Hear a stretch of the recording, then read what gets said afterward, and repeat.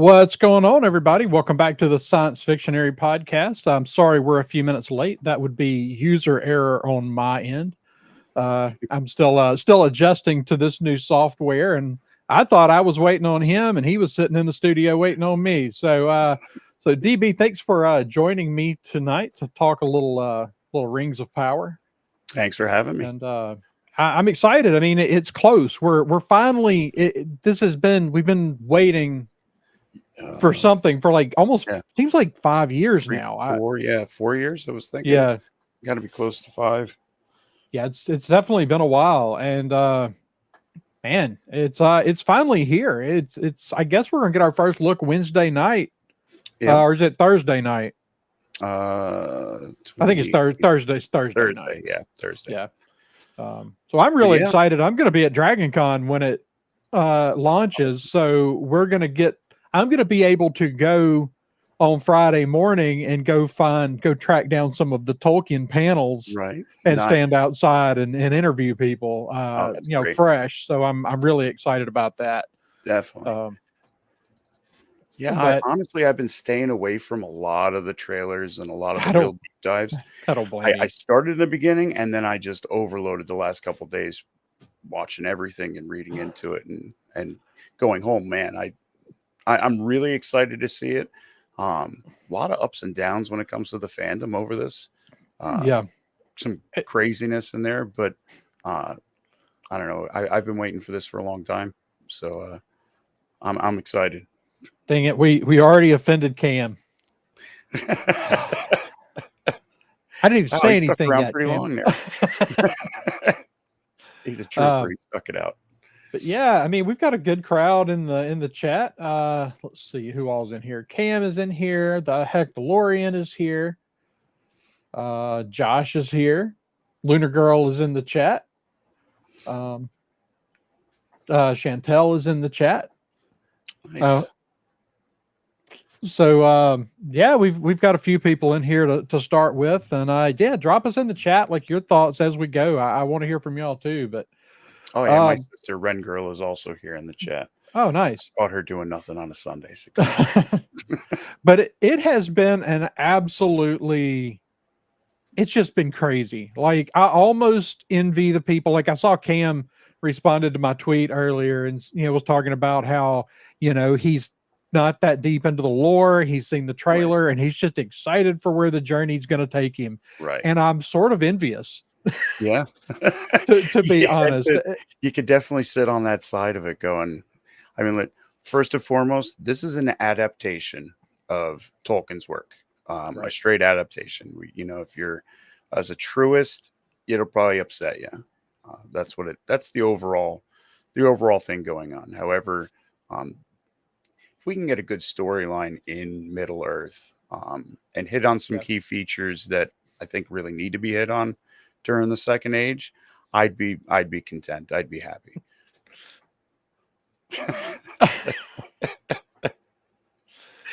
That is funny. I would ask a lot of the people that make the videos out there hating on this. I would like to have them all stand up and tell me that they understand the Silmarillion. Yeah. If they can come up and tell me that they've gone through it, and they can first time through, they can tell me what's going on, then you've got some room to maybe say some things. Yeah. I'm the kind of person, like, I listen to a lot of things on both sides that I don't intentionally listen to things I don't agree with. Right. Now, when I'm doing that, Marisha gets up and leaves the room because some of it gets so bad, she just can't handle it. It's just like, I'm done. I can't listen to that anymore. And some of it just sounds like the rantings of lunatics. Absolutely. And it's like Kelly yells at me that all the time, where she's like, "Why do you listen?" Because there are people out there, and it's an opinion, and I'm curious to see where they're. I want to see what other people think, but the more I listen to the people who are really, really upset, the less I think they understand Tolkien. Yeah.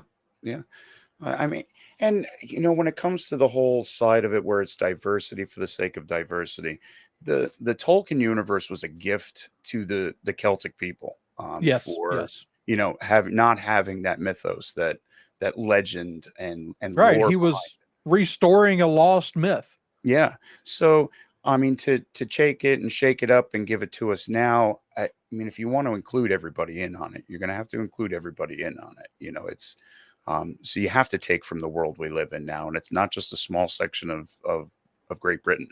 You know, Yeah. it's the world. So you know, we can go around a lot of those different things. And I listened to a lot of hate videos today where it came to the woke culture and this and that. And at some Right. point, you have to say like, but are you racist? Um, you're fighting. Right. They should It's be like, fair skin, fair skin, fair skin. So what you're saying is right. they need to all be white. I'm just say Yeah. it. And it right. Just go ahead and say it because we all understand what you're saying. So just say it. Right. And it's one of those things like, yes, it was absolutely meant to be a replacement mythology to his Mm, country, which he loved very, very much. right. The Romans and then the Normans erased those mythologies Yeah. completely. And so he wanted, so yes, he wrote it as a mythology for England, Right. for the Celtic people, for England, and for that part of the world. Right. So yes, and in his mind, those characters that he was creating were white. They were Englishmen. Right. Right. However, I think that he would be beyond thrilled and sort of amazed that his mythology is kind of now has gone so far beyond that and is kind of Right. like this created mythology for the world. We're Right. talking Yeah. about books that are translated into like what 60 languages. Yeah. He would Yeah. have, as a linguist, he would have been blown away. Blown away. Yeah, exactly. And say that I created this little bit of a legend for a tiny little corner of the world, and now the entire world wants to be part of that Absolutely. legend. You know, so Absolutely. And that's the way I look at it. And I think here's the problem as I see it with a lot of the really angry videos. They're hanging themselves up on race. And it's like, is it forced diversity or is there just diverse casting? Now, right. I think when you've got actors out there that are every other word is diversity, it's Yeah. like, come on, guys, just sell the story. Please just sell the story. Because I think that's the other side of the coin to what a lot of the angry YouTubers are doing Yes. is that they're feeding that beast. Oh yeah, they're taking all of the actors that are coming out and saying the first this and first that. Honestly, like it doesn't become a I grew up different, man. I grew up integrated as a world culture, you know, within my Yeah. own family. So to see color and to point it out is almost more the racist thing to do instead of just inclusion of everyone. So that's kind of how I was brought up. So, you know, Yeah. I to be hung up on those one little things, and I think the actors and the showrunners, they're just as much as the instigators as the haters that are out there with Yeah. I think to some the words extent, that they use. although largely from the showrunners, I think there's this thing where who do you believe? Like when you're listening to this is what our story is, do you listen to the actors who only know bits and pieces?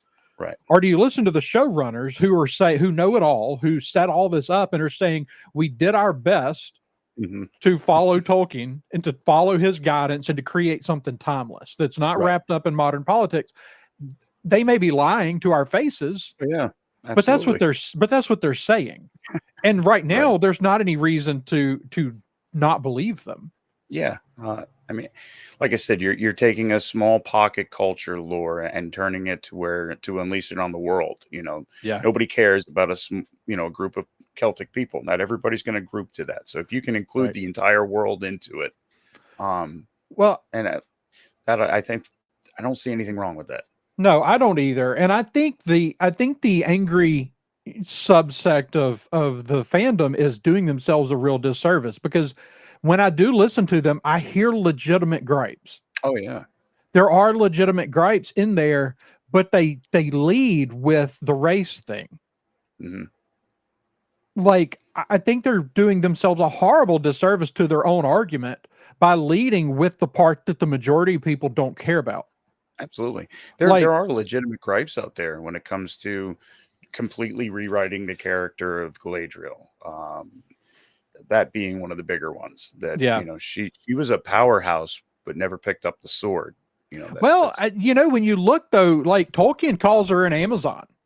Right, and I And think it's the first stage to where, like, she's ashamed of everything she's done to eventually become that, she does fight at the kinslaying. right, So there right. there is an aspect to her that wielded the sword, and based on what they're telling us in the trailer, I think we're going to see her put down the sword pretty quickly. I'm wondering that too, 'cause I rewatched the trailer a couple times where it was breaking it down, and it seemed like we're getting seasons of this, and they're explaining to us she needs to put her sword down right away. What if it is that time frame of her being the Amazon and fighting to saying, "I can do more good by not fighting, by, Right. uh, by doing it in other ways." Right. And clearly we're seeing some things. I mean, this was sold to us as a second age story. There's a lot of first stage stuff in those trailers. Mhm. Absolutely. So in fact, just her leaving Valinor is a first stage story. Right, right. So I It think the could be a time lot of people compression. hung up on some things that are gonna resolve themselves right away. Yeah. I mean, we may be getting the first episode may resolve a lot of the problems. Right. I mean, I personally don't have any problem. I mean, Tolkien described, in by the third age, describes Galadriel as the mightiest of the elves left in Middle Earth. Right. Like, I Right. mean, I don't really have any issue with her wielding a sword. Now, I want to see her character evolve, but this newest trailer, Mhm. Elrond calls on her, like we heard in the first big trailer, Elrond say it's time to put down your sword. You fought Right. long enough. Yep. But in this one, she kind of, well, without it, what am I to become? Right. Well, we know the answer to that. She becomes far more powerful once she puts the sword down. Yeah. Yeah. Um, but the other side, people are act like, she's not. I mean, Galadriel's a badass. Oh, either She way. leaves Valinor to go disrupt the plans of Feanor. Right. And because she doesn't like what he did in the kinslayings and everything. So Mhm. she leaves Valinor, gets banished from Valinor along with the rest of the Noldor. Right. But we're also talking about someone who was sort of jealous of the Valar and their kingdom of Valinor and Right. wanted to go to Middle Earth and create her own kingdom. Like Yeah. she left to go be a powerful ruler. So Yes. Like, it's she could have been Sauron, like, if, things had fallen differently. She's right up there power line wise and, with the dream of having her own kingdom. right. So, yeah, I mean, so what else? I mean, clearly, I think at least for this season, Galadriel is going to be a major focal point. Right. At least that's what they're telegraphing, and I'm fine with That's that. good. She's a really, really important link between the first and second age, Mhm. and the third age. She's one of the few that's there for all of it. Right. Not a lot of the first age elves are gone, but Yeah. so overall, what do you think about what they have done with Galadriel? I think as far as the costumes, I think the costumes look amazing. In fact, It does. let's talk It about that first. Like Okay. this is the Yeah. most expensive project ever put on TV by No, far. There's not a close second. just in gaining the rights alone, to Yeah, the bring us to rights the alone, and then they built cities. Yeah. They've built these huge sets. I would say that in some aspects they've gone even further than Peter Jackson did in Oh, yeah. building practical sets. So when you look at it, I've seen a few people, at least when the first images dropped, people were like, "Oh, where's the money?" Like they spent Right. all this money and it doesn't look like it. But as more and more stuff has come out, those people have kind of disappeared. Yeah, Like you'll yeah. find a couple out there that are still trying to say that it looks bad, but Mm. overall, what do you think about the look? The look is, it's a good time to be a nerd right now. Oh, for sure. With the House of Dragons coming out, being out at the same time now that the Rings of Power, it's a wild time. So, which is funny because Martin, I've always kind of compared to Tolkien in my own ways when I was reading him. Yeah. Well, But he definitely took, I mean, he drew very heavily on Tolkien, but that's oh yeah, like all modern fantasy does. one could argue Star Wars was drawn off of Tolkien as well Oh, it's as real far as easy to draw those easy. parallels. Even Harry Um, Potter as well. oh yeah, but the scope of it, it makes it feel huge. It makes it feel worldly. Yeah. That's the first thing I took from it, is just the immense size of what we're looking at. Yeah. And then looking at everyone's, the dress, the costuming, right down to the little things that are pretty wild. I mean, it's Mhm. easy to find myself immersed into it. As far as that goes, there's no real hangups. Like, I don't think they really overlooked a lot, at least going into the trailer anyway. Yeah, no, I mean, visually, it's stunning. Like, if nothing else, we're going to get a visual spectacle. Oh yeah. It's going to be beautiful. I know Marisha's already. I'm already fearing the. I can hear the money flying out of the house as Right. Marisha plans. I need to make this. Yes, I mean, there's already been that the scene where we see Galadriel with the white trees in the Oh, background in the right. trailer, and she's like, "I'm making that dress." I was like, "All right." Okay. What else? Yeah. So I think the orcs look fantastic.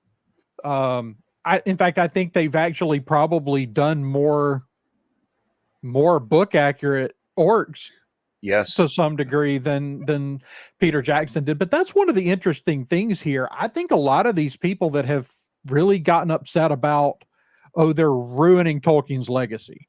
Right. As long as it stays true to the spirit of Mhm.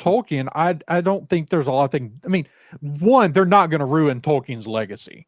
No, Tolkien's legacy is way no, bigger than this TV show. absolutely. Like, And all the movies and all the merchandise. You're not touching him. Those books are forever. yeah, for sure. Um, but Peter Jackson did things that I don't love. Right. Yeah. Peter Jackson had elves show up at Helm's Deep, Right. which totally mischaracterizes where the elves were, like what the Right. At elves that, were all yeah. about at this point in time. Yeah. Um, That was the moment we realized that as men, you're going to be on your own. yeah, it's And the elves have already checked out. yep. Yep. And there are quite a few things. I mean, there's nothing major, and I think that's the thing. I think that is an adaptation. Peter Jackson's Lord of the Rings stays as absolutely true to the spirit of the books as you could. Right. Um, but And he yeah, did there, say that we're making this thing that's beyond our politics, beyond our world. This is an escape. I'm taking you into this world yeah, and trying to stay true to that feeling that Tolkien gave us, that um the true spirit of what he was writing, and staying true to that and leaving basically the bullshit behind. And if yeah, we can do that, I can't see it not as a win. right. Um, See, that's the ironic thing. At this point, we don't know yet. We don't know what Right. the Rings of Power is going to hold as far as that. The showrunners are telling us essentially the same thing Peter Jackson told us. Yeah. Yeah. And so at this point, I like that. I don't have a reason to mistrust them. I've listened to them in interviews. They understand the source material. Yeah. That doesn't mean they won't stray from it, but they do understand Oh, it. right. But Yep. the same people that are having a fit about those sorts of political messages being inserted into Tolkien, even though we don't know they're there yet, are eating up House of the Dragon. Oh yeah. Even though the directors are directly telling us, oh yeah, those are political messages. That was Roe v. Wade. That was, it's like, Right. and it makes the Right. people that are having the fit seem disingenuous. It It seems like does. their motives are entirely separate from the show itself. Right. Is it because that Tolkien's material is older, so it has bigger following, so is it more stylish to jump on that train of hate, Right. kind of thing? I don't know. It's a Martin said it great, George R. R. Martin, where he said, "Why is high fantasy so toxic anymore?" There's people that claim to be the biggest fans of this stuff and yet are the biggest haters of it, and the biggest critics of it. So it's a strange time to have all of this going on when you have basically nerds fighting nerds. You know, Right. do they stop and roll for perception or roll for strength before they throw a punch? Like, what's next here? So come on, Yeah. It's just it's odd. And like I said, we're so far. It looks like we're getting a good story, and that Yeah. the scope of the story is huge. It's worldly. So starting there, that's what's got me excited. Yeah. Yeah. So it's I think that the money's on the screen. Like Mhm. 100% in this trailer. There may be places in the overall show. I mean, for all I know, they showed us all the prettiest parts Of course. in the trailer, but um I doubt that's true. I think they very much knew that they were going to be compared to Peter Jackson's stuff. Right. Like you have to, like that's the obvious thing to compare it to. I think that they really want it to visually stack up. Right. That and Amazon wants to go toe to toe with HBO in the Yeah, fantasy with realm. everyone. Um, They want to be legitimate and right. legitimately recognized as a powerhouse in the cinematic industry. Yeah. And this is the show that could do it. This is the It- show that could really reinvent them the way that Game of Thrones reinvented HBO. right, right. I mean, we're into what, like over $1 billion into between rights and production, Yeah. just for the first season. Yeah. Now they're saying that they gave us the total budget at one point for the 5 seasons they've planned, Right, and it's astronomical, but it actually drops after the first season because they've built all the physical props. right, right. I mean, and that's the neat thing. We're having these practical sets that they need to keep up for a while. So I think the craftsmanship going into it, these things they have to last. So you can't put cheap shit together and make it look good on screen. Yeah. So yeah, I mean I think that it looks great. Can't wait to see. But as far as Galadriel, like what do you think they're going to do with her? I mean, it's interesting like we haven't met Celeborn yet. Right, Um right, so like there are characters that we know have to show up at some point. right. She's with him for most of the Second Age, I believe. Yeah. So that's why it's a good point saying that we could be seeing what's leading us into the Second Age, what's leading us into this Yeah. series. So that's Well, that's hopeful. right. And we've definitely seen what look like appear to be the kinslayings. Right, Possibly the Oath of Feanor possibly. is in those trailers. If that's not what it is, I don't know what it is, but I'll Right. be interested to see. And those are all first age stories. Yeah. And that may all happen in sort of like the beginning of Lord of the Rings. It may all be expository, Right. just an exposition dump at the beginning of the series. Right. Of, Here's where we are. right. Um, Um, that'd be great. You also see a lot of, I don't know, there's a lot of heat when it comes to seeing a Hobbit, because they didn't do anything. Doesn't mean they didn't exist. right. And But there are things in the histories and things to tell us, yeah, they existed. They were right, there. They just don't have anything to do with the bigger stories. none of them put a ring around their neck and Right. went walking to go throw it in a volcano. Right. I mean, that's So what sort of like none of them, they never did anything in the histories of Middle Earth notable until the Third Age. right, But it doesn't mean they weren't there, just yeah, largely unseen, unknown. right. They Um, kept to themselves. right. But I mean, So we have stories, or I think there's stuff in the letters from Tolkien yes, and stuff in the histories where it talks about there were earlier groups that were more nomadic. They traded with the dwarves in the hill dwarves, and hmm uh, so just the idea that they're there doesn't bother me at all. no, no.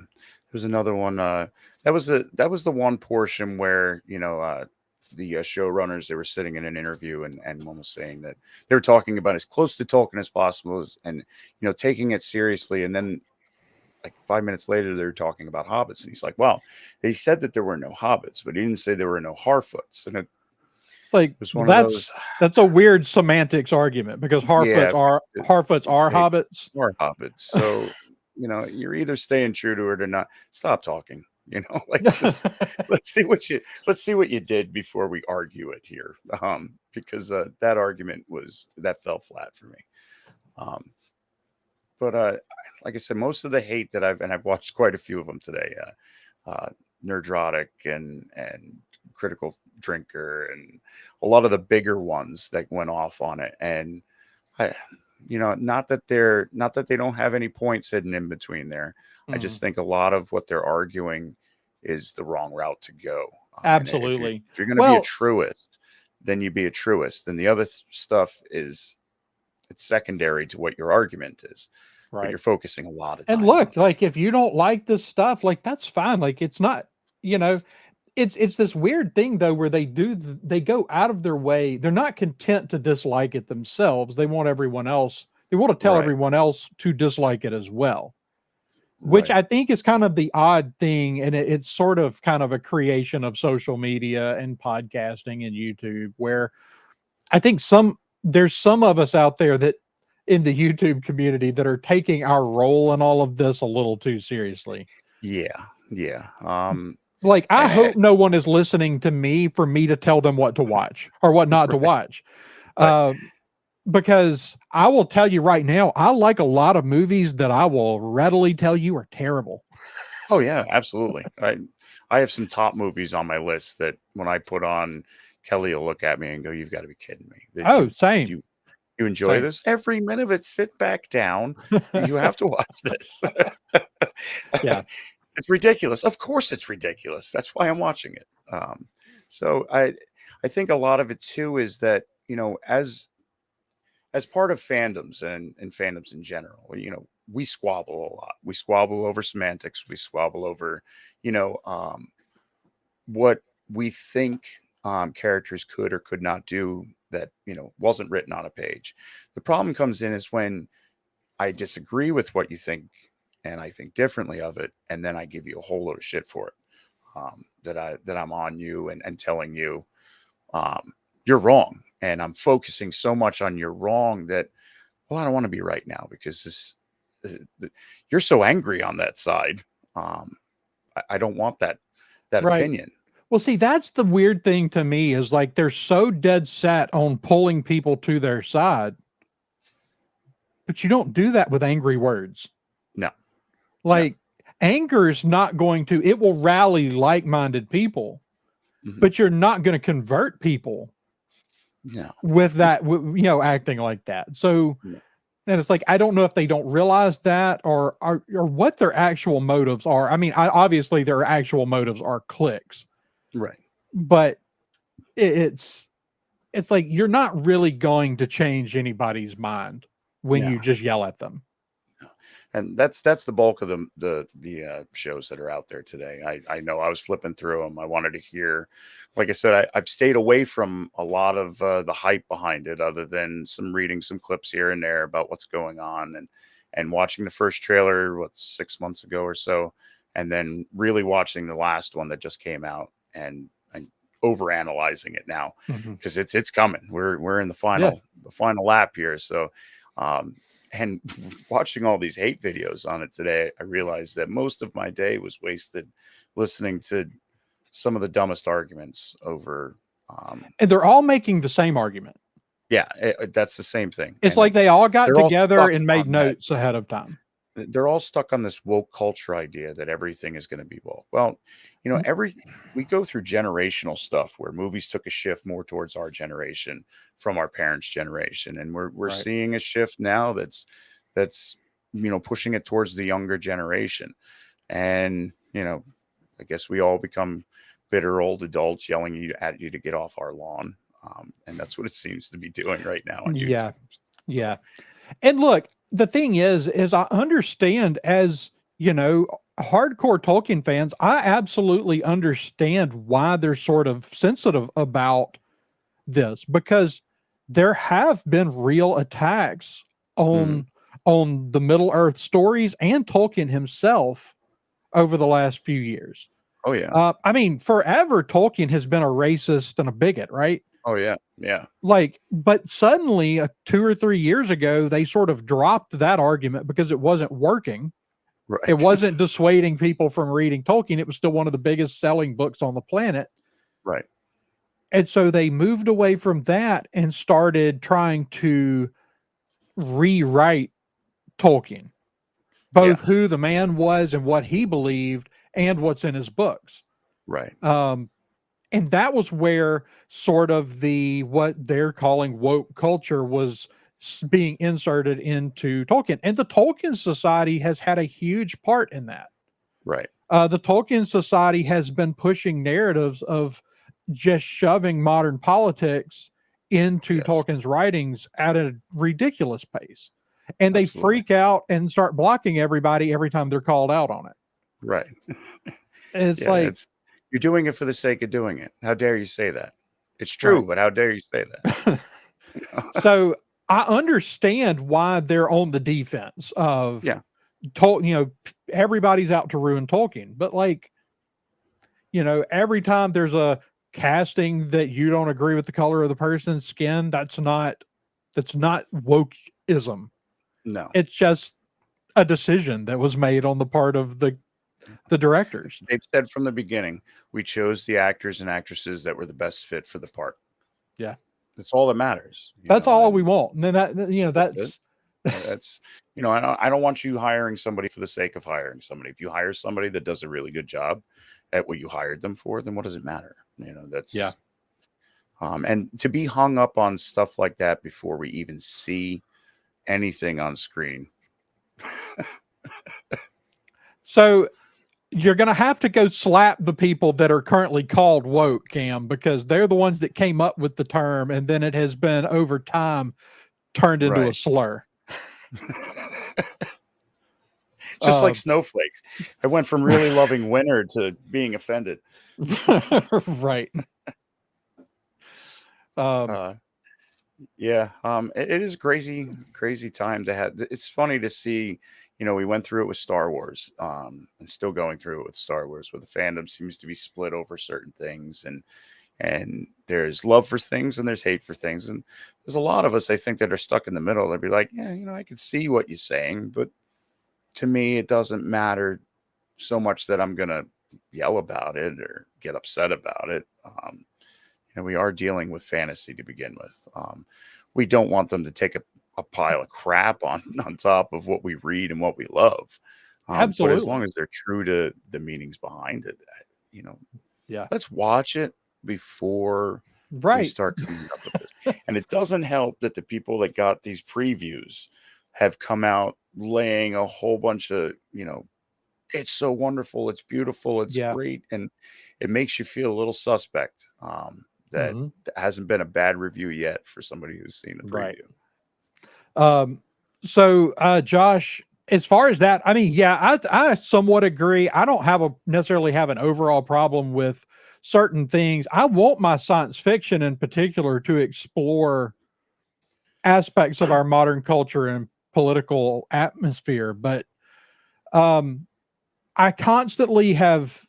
really kind of adopted this mantra of, I want science fiction that makes me think, not science fiction that tells me what to think. Right. I want that with any entertainment. But I think that's really the problem. At some point, because everybody's like, well, Star Trek was always political. Yes. Right. Mm-hmm. But it wasn't always telling me what I had to think about each situation. It just presented me a situation and let me work it out for myself. Exactly. There was some critical thinking that needed to be done by the viewer. You're watching something and you're seeing something come together and it makes you go, oh, I understand.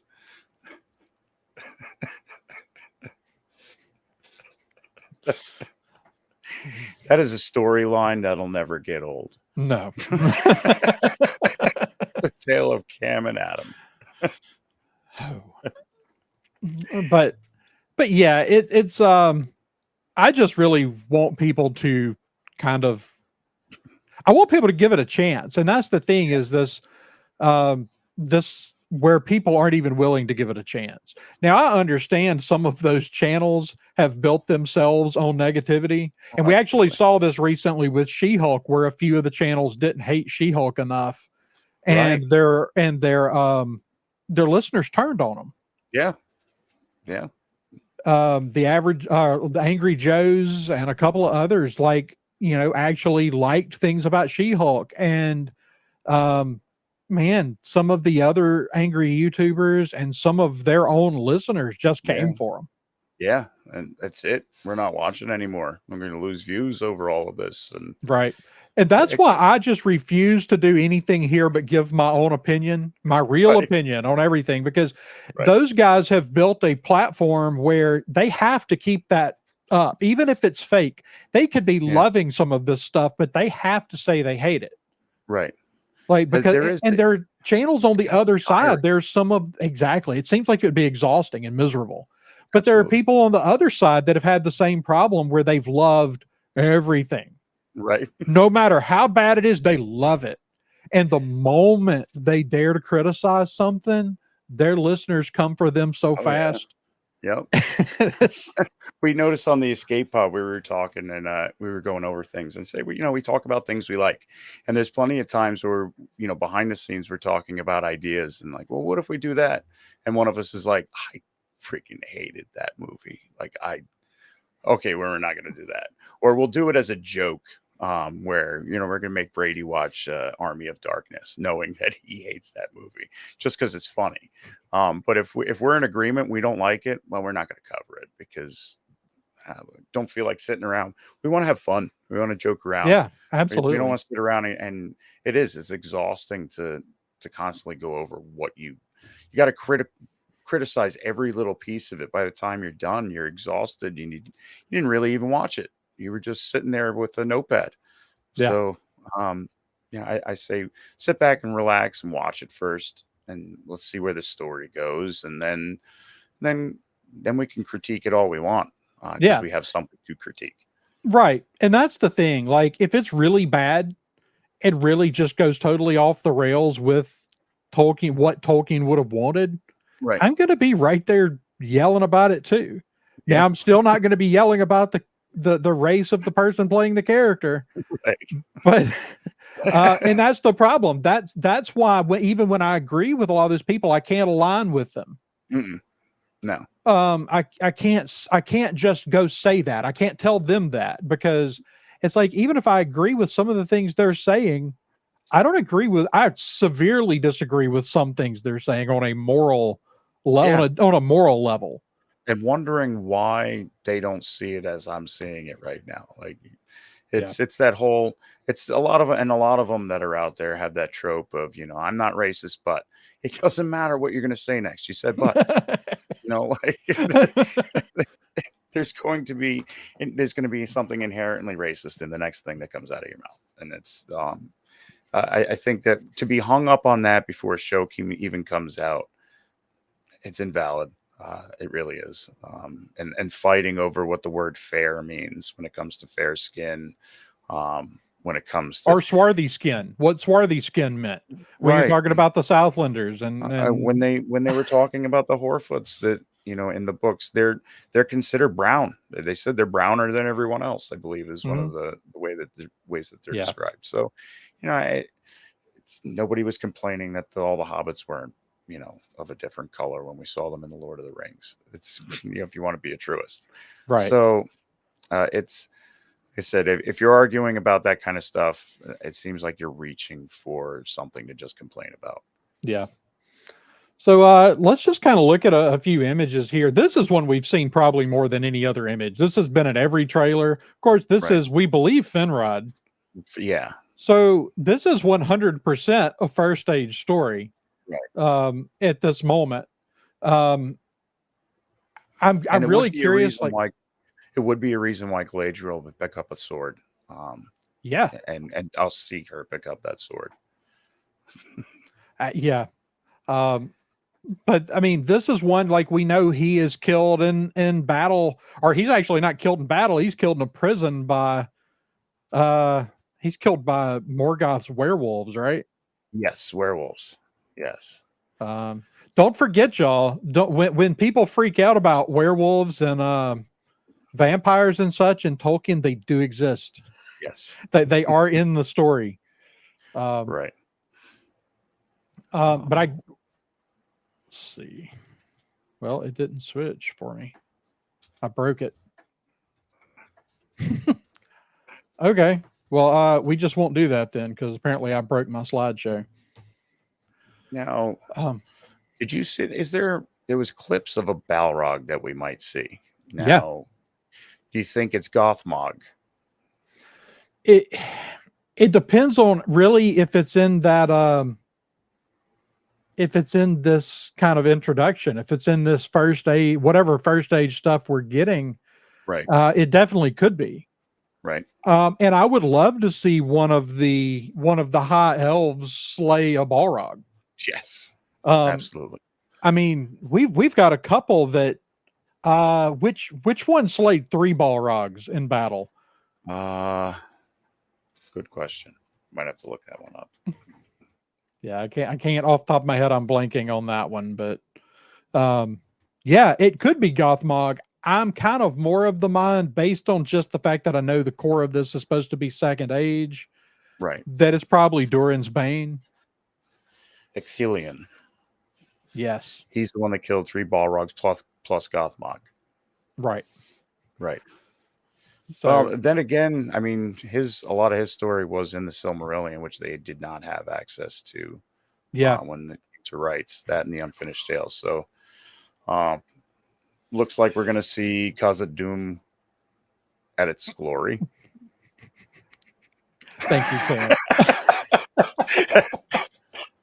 Yeah, Lunar Girl's probably having a field day with this because I was talking to my sister on the phone. I'm like, yeah, and she's like, oh, we were talking about Rings of Power. And then we got done and she's like, God, you are such a nerd. It is No, like absurd. there's You know literally about nothing that will make you sound more nerdy than having a deep conversation about Tolkien lore. right. Like, because you're sitting there saying words and people are going, what are you talking Yeah. What is it? He made that one up. about? I could.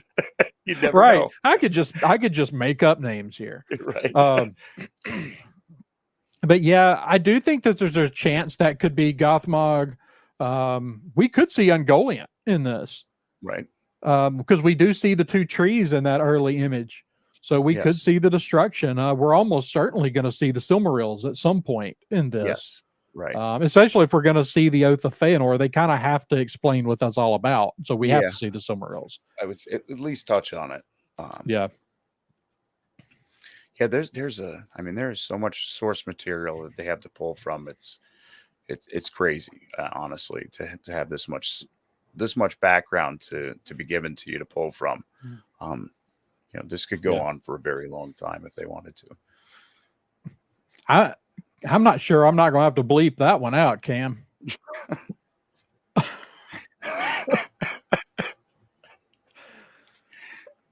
Look at that, speaking Tolkien already. Cam, I fully expect a Tolkien song by the end of the week. Okay. But I'm curious how they're going to proceed with this. I mean, obviously she picks up the sword because of her brother's death. Right. I am curious how they're going to kill off Finrod. Or is he just going to die in this battle? That's a pretty big change to what actually goes down. Right. Now, it doesn't mean they couldn't have Morgoth kill him in that battle, but Morgoth isn't even the Morgoth sends someone to kill him in his dungeon. Yeah, Morgoth was a coward. Yeah. The other side of that, if we're going to see Finrod, are we going to get to see Berion? Yeah, Because he supposedly dies defending Berion. Yeah. Or Beren and the whole story with Beren and Luthien's real wrapped up in this first.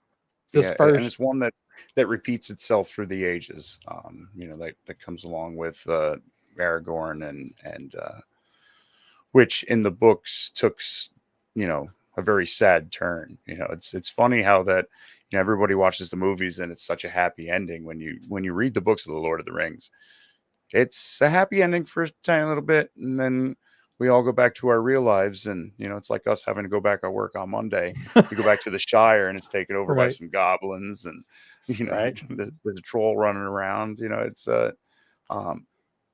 So that would be neat. I'd like to see that story, or at least kind of hint at it anyway. Yeah. Another big one is that is the hashtag is that Gandalf in the Yeah, so I definitely wanted to talk about that.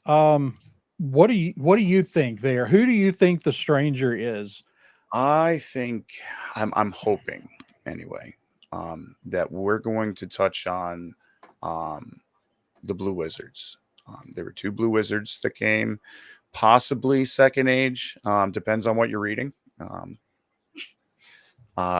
and I think that could be one of the two, Alatar or Palando.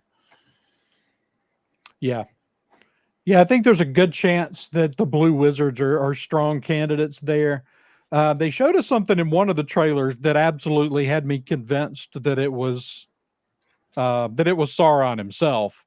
Oh, right. Not the last trailer, but the previous one when he, this whole thing where they've dubbed him Meteor Man because, Right. it's not really the way the wizards are supposed to show up. They're supposed to come Right. by Yeah. ship, When but they say it's likened to coming from the heavens, it's not really coming from the heavens. um, so I am curious as to um, what exactly they're planning to do there, but it does appear that this is, when he crashes, they show the meteor crashed and they show the wreath of flame around him that Right. the flame kind of pulls to him as it extinguishes, Yeah. and it looks like the Eye of Sauron. It The does. wreath, and it's like, It does. like, Is that really him? Because I mean, we're gonna see him. He was able to hide among elves at least to a point, and that's how these rings were forged. So we're going to see him, change his appearance to become more elf-like to get in, to have yeah, these rings forged. So, is it possible that he has another true form, and that's what we're seeing? right. Uh, that would be neat to see. That would be a cool take to be able to pull off in this show. Um, I don't know. As far as Gandalf, I don't think it's Gandalf. I don't Stay think away it from is Gandalf. either. I don't. I think they had to have known. I mean, obviously there would be some temptation to do something with Gandalf, but like you have to have known better. Right. It, Yeah, I mean, you got flack from the fandom as you were trying to buy the rights because, oh my God, Amazon's trying to buy the rights to Tolkien's works. And, so going into that, to bring in a huge character into an age that already has its own huge characters, and to flip flop because, oh, well, now we got Gandalf, we could pull him over. That's going to piss off some Tolkien fans. And yeah, you're meaning to do that just for your jollies to bring a wizard. Then there's two wizards that you could bring back, that are part of the Second Age. and I there's think almost nothing known about them. They're right. almost a You can blank slate. do whatever you want. We know that at some point they kind of turned bad and they moved to the east and basically teach dark magic. Like, Right. They um, basically say screw the world, want nothing to do with it. I'm over here doing some dark shit, right. and I'm not looking to take over the world with it. Yeah. So yeah, there are several shots of the stranger Mhm. here, and I'm curious to see which creatures these are going to be. Um, Yeah, I'm assuming this is going to be their version of a warg, but it's going to take a could minute. be. If that's what it is, it's going to take me a minute to get used to them because they look very, Absolutely. very different. I don't think Peter they look Jackson already did this, and I know what this is supposed to look like already. right. And of course, they may be something else. There are other creatures mentioned, and um, this guy, but I think that the Blue Wizards, that's kind of my first. Like, if I could choose who this is, he's one of the Blue Wizards. Yes. Yes. I I think that's think me too. I'm just being hopeful. I think that there's a smallish chance that it's Sauron. Hmm. I think the other wizard that could come into play here, though, and a lot of people have discounted this idea, is Saruman. It's true. Because Saruman's not bad when he first shows up. In fact, he's No. good for quite a while. And I think it is written that he's like the older brother when it Yeah. came to them. He was the one that rose to power first and whatnot. So they could somewhat bring him in earlier than projected without really ruining anything. Yeah. that, and we know we're kind of butting up on the third age. They're compressing the time. In my opinion, that's my biggest concern. Right. Is the time compression, because it leads to things like, at least at face value, looking like we have two Durans alive at the same time. Right. Right. Because and for those of you that don't know, Duran is it's a name given when they believe that Duran spirit has been reincarnated. It's not a father to son passing of a No. name. No. It's it's It's when a the dwarves reincarnation. believe that Duran has returned to lead his people, that he's given the name Duran. And so having two Durans alive at the same time It's creates problematic. a complex issue. Um, Now, it is possible that saw someone talking about this the other day, that everything that we know about Duran the Fourth in this, we haven't really met the actor much. We haven't done much. Right. Could all be Duran the Fifth, a vision that he's having. Right. That's Um, possible. so they could actually be. I'm wondering if that's the case, and they are actually having him being a reincarnated. Like if they're just going to follow through with the idea that he's this character reincarnated, Right. and that he's having visions of his former self. That's possible. Yeah. I mean, we'll see where they go with it. That's you mentioned the time constraints that I'm hoping that we didn't set ourselves up to be too close to the third age, to be where we're that would push a lot of what I think we're seeing into flashbacks or time jumps within the show. That Mhm. would be large time jumps. Yeah. We're talking hundreds of years. So Yeah. I'm hoping that we're not doing that. We're kind of sticking to more. Uh, let's let it build. I mean, if you don't try to rush this and you have a good story, you could have people hooked up for Mhm. easy 5 seasons. Yeah. Yeah, and I mean, they're already, like, everybody's booked for 5 seasons, and I Hmm. would love to see this be something that can just go for a while. Absolutely. At which point, I hope you're not compressing it too much, but it is kind of an interesting argument. Is it better to compress the time or time jump? Yeah. Um, Compressing the time is interesting, but you're compressing several thousand years into Yeah. a 5-season show. Right. As far as time jumps, I do think that the one advantage of big time jumps would be showing how the elves remain as their human counterparts fade Right. away. It's true. That you show up, you've got the elves, and they're the same. They haven't changed much. They're the same people, but Right. the you're suddenly they're talking to this person's great great grandson rather than the person you last saw them with. And um, Right. but that's part of my fear with the time compression, is that we're going to sort of lose this element of how long lived the elves are and how short lived humans are in relation.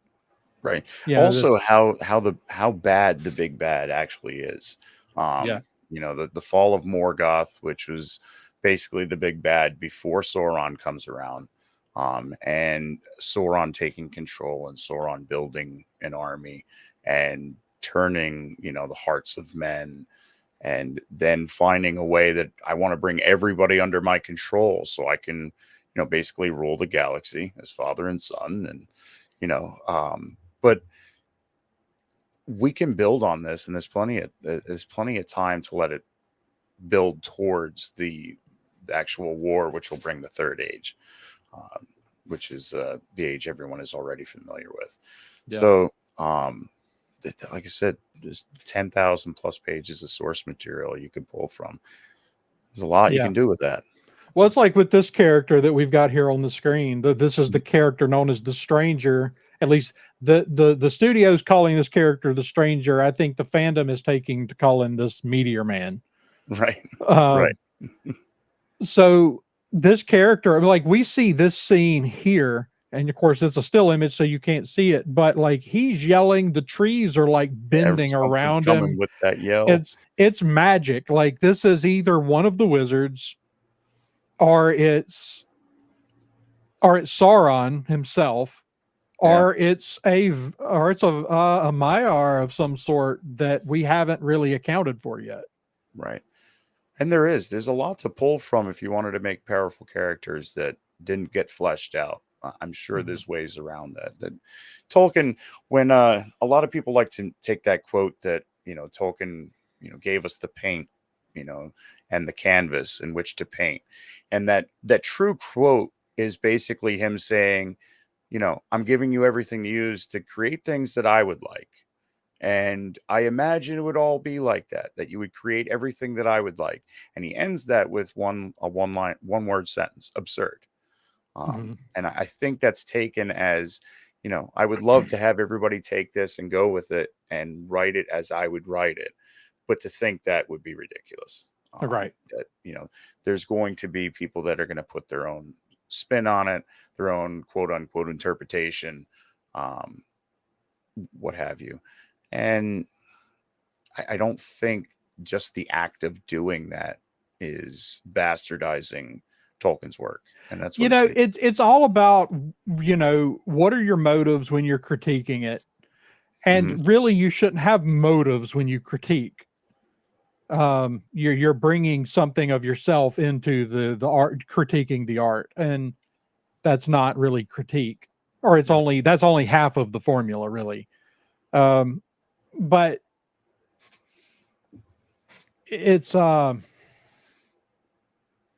it's going to be interesting just to see how people, once this is out, how people take it. I mean, the early reviews, and it's hard to go by big critic reviews anymore, Yeah. because they're the same way as the YouTubers. They all have a slant. Oh, yeah, absolutely. Like I And said, not one critic came out of those previews at all, that I've seen. Every review that I've seen that people have gone for the early showings, they're all praising it, yeah, which could be a great but sign. it's But one of those things. It's like, where do you draw your lines in this? Because Christopher Tolkien famously hated the Lord of the Rings movies. oh yeah, yeah, there was a Like, lot of hate on them from the Tolkien fans when they first came out. there That was. that this wasn't right, and they didn't do this, and they didn't do that, and then The Hobbit was written, and The Hobbit came out in 3 parts, and people critiqued the hell out of that, and Yeah. had a problem with all these different things, and then you grew to love them, or at least they stopped complaining about them. Because they were so good that you could really only harp on the problems for so long. And it's like, Right? it's not a perfect, of course, these are books that I constantly remind people that these are books that were long thought unadaptable. Yeah.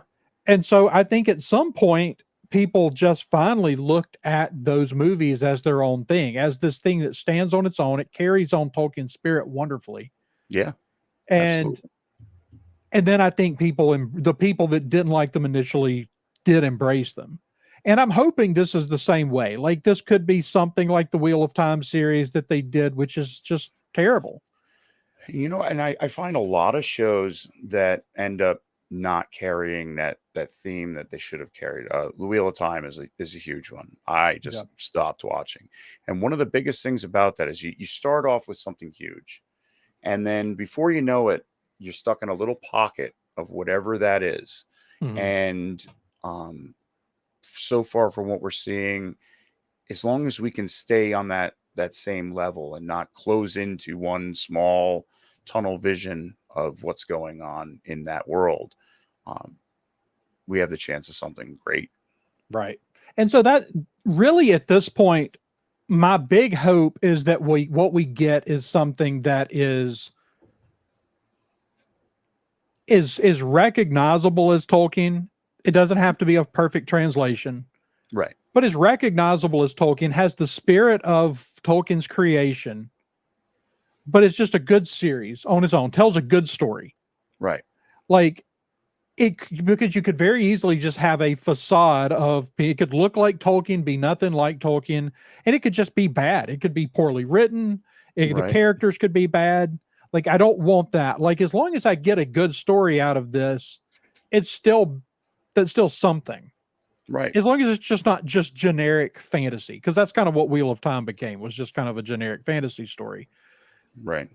And so that's what I don't want this to become, but it does not have to be a perfect translation of Tolkien for me. I agree. I agree wholeheartedly. I'm excited for what we might get. That's Yeah. where I've been, and I continue to be, and we'll see what happens after they start writing it. Yeah. Um, it's funny. I was watching a couple videos today where they're complaining about, listen to the words of the song, listen to the words of this. You could read this into that. Have you read Tolkien, the songs that he made up? You can read all kinds of stuff into the little songs that he would throw into Yeah. the books that he wrote. So um, I don't know. Like I said, we're less than a week away, so let's hope for the best. Yeah.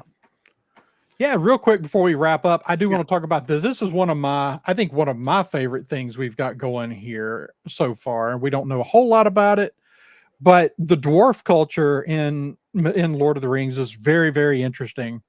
But even Gimli was used a lot of times as the comic relief in the Yeah. movies. In The Hobbit, the dwarves are very comic relief, even Yes. though they're central characters. Granted, in fairness, Tolkien kind of wrote them that way in The Hobbit. Yeah. But they're taking, and this was one of the things the showrunners talked about, is that they want to take the dwarves very seriously in this. And I am excited to finally see the dwarves as the strong characters they are in their own right. And I absolutely am blown away by this look at Khazad-dûm. Crazy to see it at its heyday. Yeah. We went and we got a slight look at it in the Lord of the Rings in the Fellowship, where we're going into the mines and it's already been taken over. It's already been, somewhat destroyed. And then you make one little sound and you've got every goblin and a Balrog on you. So to see it with the height of its power is great. It's great. But yeah, I mean, this is one of the great cities of Middle Earth, so it's really cool to see it. And this is one of the things that I kind of point out when they say they're not paying attention to the details in Tolkien. And I say, but look at this picture. Look at that. Look at the greenery. Like, look at the light coming in from the skylights cut into the mountains. Yeah, that's true to Tolkien. They live very in the mountain. Yeah, and having these cutouts that allow light to come in. I mean, they didn't leave the mountain to grow their crops and stuff. I mean, they lived in the mountains. They used mirrors and certain ventways in the mountains to bring the lights in, so they didn't have to leave. Right. That's why it was such a great place. You didn't have to leave. Yeah. So I mean, this is one of the things that I constantly point back to when people say, well, they're not paying attention to the books. Right. At least visually, they are paying attention to quite a lot. Yeah. So, but I'm excited about it, and I can't wait. I mean, we're close. We're just a few days away from the drop. Once we get back, I'm not sure when we'll be able to start doing our drops for these episodes, given that we're going to be in Atlanta when are we getting the first 2 episodes this week? I think we are, right? I want to say first 2. Yeah. Yeah. Well, I know they released that to the preview people. So I'm hoping we get the first 2 as well on day 1. So I'm not sure if we're going to be doing something live from Dragon Con or just recording a bunch of stuff to bring back with us, right? Or what we're going to do, but we will be doing weekly breakdowns of this. And once we're back here in the studio, you are welcome anytime you want to come on and do that with us. I'd love to, because sadly the Escape Boys, we don't get along when it comes to Lord of the Rings. They're all like, and I'm like, oh, what do you mean, eh? Well, that's what I asked. I asked Don a while back how you can be such a big D&D fan and not like Lord of the Rings. Right.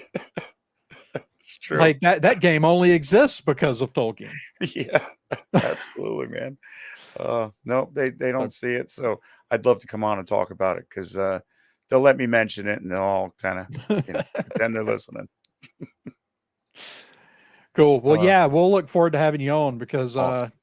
We definitely want to get more opinions on here. And when it's just me and Marisha, our opinions are pretty much when we talk about this kind of stuff, we're kind of in lockstep most of the time. So Right.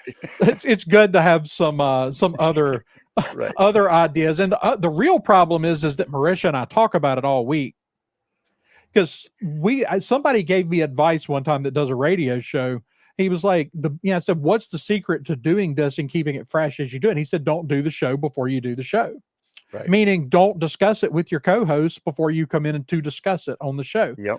Well, when you live with your co-host, it's Yeah, kind it's of all hard to different do. And so, when it's me and the guys where, it's like we hang out about an hour and a half before our show starts. We go on camera, we get our, yeah, all stuff out, and we don't talk about whatever the topic is. We want that to come out naturally later. So we'll try to steer clear around that. But yeah, if I were doing a pod with Kelly, it would be kind of rough because we're all about, head cannons and what we think is this is and what we think that is, and by the time we get to camera, you're like, we said it all. right. But we like when we do our podcast, we usually have Daniel or David or even Robbie, who hadn't been on with us in a couple of years, but I think it's coming back. So when we do that, we have a lot of different opinions. Yeah. But like for doing the YouTube stuff, I can't, like, everybody else's schedule doesn't work. And so that's kind of why I've just started just saying, you know what, I'm going to get on and do a YouTube video, whether anybody's coming or not. Right. And, but a lot of times that means it's just my opinion or just me and Marisha. Right. And right. so, it helps. It's definitely good to have someone else around. But, did you have anything else? Any other thoughts or hopes or expectations on the series before we wrap up? I don't know. I would like to see, would be one thing that I'd really like to see. The genocide of the Ent wives. I'm wondering if that will enter into the story. We know we're going to see Ents, and they confirmed we'll see an Ent wife. Yeah, so that storyline would be interesting to see. That's really to the dark heart of Sauron. And the lengths at which he would be willing to go. So that would be an awesome thing to see on the screen. Yeah, I think that'll be a good one. I'm also curious if we will see anything of Tom Bombadil. Right. It's like that would be if I were told you can make a Middle Earth show, I would say, what was the one thing that Peter Jackson never did that everyone wanted to see? It's Tom Bombadil, right? Yes. So, like, I would find some way to squeeze that sucker in there. Like, right. I mean, why not? He's literally the only person in all of the story that's on God mode the entire time from the beginning. Like he's right. he's like your God mode NPC in any game. And he's this guy that we don't know who he is or where he came from, or there's that's why there's a lot of people that believe that he's actually a Iluvatar himself, that he's the god of Middle Earth, or the god of Arda, the creator god. So I mean, like, the one character that could pick the ring up and not be affected by it, right, and be like, oh, good stuff. Yeah, we'll see though, and I can't wait. We're in the home stretch, years in the making. Yep. So I guess it's time to get out of here, and thanks to everybody that showed up in the chat. But I don't know what's going on over there anymore. I feel like they're having their own show over there in the chat now. They are. That's been a going thing for some of the chats this week too. Poor Steve and Nicole and DJ were trying to have a show on Tuesday. Oh, I know. I managed to get in there for a few minutes that was some funny stuff. No, it's good thanks for everybody to coming out. And, it's good to see so many people in the chat. Straight on our nerd on. Absolutely. But before we go, let everybody know where they can find you and the podcast that you're part of. I am part of the Escape Pod, the tripod of guys, Brady, Don, and myself. Wednesday nights on YouTube, 7:05. We took a bit of a summer hiatus. We're hoping to come back September 7th and come back and at least tell you why we disappeared for a little bit. It wasn't all technical difficulties, but life is technical difficulties. So, you can catch me on Twitter at @dragon_buddy. No, Bud. Sorry. No Y in Twitter. 2 Ds. And Instagram, dragon_buddy. Awesome. Well, thanks again for coming on. And you can find me running the Twitter account for this show at sci_fictionary. You can drop us a line at the sciencefictionary@gmail.com. And as always, you can find our podcast as well as all of the rest of the Red 5 podcast family at Red 5 Network on Twitter. And until next time, may the force be with you. This podcast is a member of the Red 5 Network. For more Red 5 Network podcasts and content creators, visit bio.link/Red5.